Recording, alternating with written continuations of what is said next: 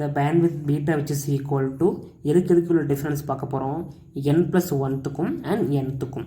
அப்போ beta which is equal to லைட்டோட displacement y n+1 minus yn which is equal to நாம் பார்க்குறது bright fridge பார்த்துட்ருக்கோம், அதாவது கன்ஸ்ட்ரக்டிவ் இன்டர்ஃபரன்ஸ். அப்போ அதில் நம்ம கண்டுபிடிச்சிருப்போம் y which is equal to n lambda d by small d. இப்போ இதை இந்த ஒய்க்கு பதிலாக இதை போட்டோம்னா இங்கே பாருங்கள் n பதிலாக n+1 போடலாம். இப்போ n+1 lambda d by d minus ஒய்க்கு பதிலாக இதை போடுங்க, n பதிலாக இங்கே என்ன தான் இருக்குது. அப்போ n lambda d by d இதை நான் மைனஸ் பண்ணோம்னா இந்த lambda d இருக்குது இல்லையா, இதை உள்ளே கொண்டு வாங்க. n into lambda d plus 1 into lambda d by d minus இதை அப்படியே போட்டுக்கோங்க n lambda d by d. அப்போ n lambda d இது கேன்சல் பண்ணோம்னா ரிமைன்ஸ் நமக்கு beta which is equal to lambda d by small dன்னு கிடைக்கும். சிமிலர்லி அதே மாதிரி தான் டார்க் ஃப்ரிஞ்சஸுக்கும் கிடைக்கும்.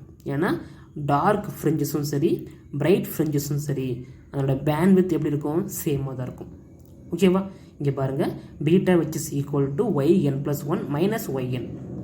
இது டார்க் ஃப்ரிஞ்சு பார்த்துட்ருக்குமா, அப்போ y which is equal to என்ன போடலாம் 2n minus 1 by 2 lambda d by dன்னு போடலாம். இப்போ இந்த ஒய்க்கு பதிலாக இதை அப்ளை பண்ணோம்னா ஒய்க்கு பதிலாக 2n இங்கே என்ன போட்டிருக்கேன் n+1 இருக்கா, அப்போ nக்கு பதிலாக n+1. அப்போ 2n+1 minus 1 by 2 lambda d by d minus yn இதை அப்படியே போட்டுக்கோங்க 2n minus 1 by 2 lambda d by d. இது ரெண்டையும் நம்ம மைனஸ் பண்ணோம்னா நமக்கு கிடைக்க போகிறது beta which is equal to lambda d by dன்னு தான் கிடைக்கும். ஓகேவா, ரெண்டுமே அதனோட பேண்ட்வித் பார்த்தீங்கன்னா சேமாக தான் இருக்கும். ரைட், எப்போ அதனோட பேண்ட்ஸ் கிளியர் அண்ட் ப்ராடாக இருக்கணும்னா அதுக்குன்னு ஒரு கண்டிஷன் இருக்குது. Condition for obtaining clear and broad interference bands, அதாவது தெளிவான மற்றும் அகலமான குறுக்கீட்டு பட்டைகளை பெறுவதற்கான நிபந்தனைகள்.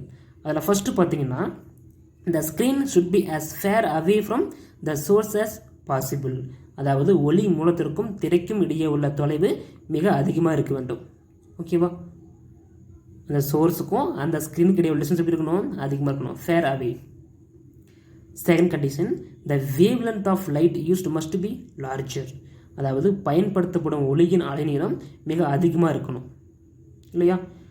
Third point the two coherent sources here S1 and S2 must be as close as possible, அதாவது ரெண்டோட டிஸ்டன்ஸ் எப்படி இருக்கணும், க்ளோஸாக இருக்கணும். ஸோ இதெல்லாம் இருந்தால் அதோட பேண்ட்ஸ் பார்த்தீங்கன்னா கிளியர் அண்ட் ப்ராடாக இருக்கும், அதாவது தெளிவான மற்றும் அகலமான அந்த இன்டர்ஃபரன்ஸ் பேண்ட்ஸ் நமக்கு கிடைக்கும். ஓகேவா, இது 3 மார்க் கொஸ்டின். இதிலிருந்து இது வரைக்கும் அதாவது ஈக்குவேஷன் ஃபார் பேண்ட்வித்னு கேட்பாங்க.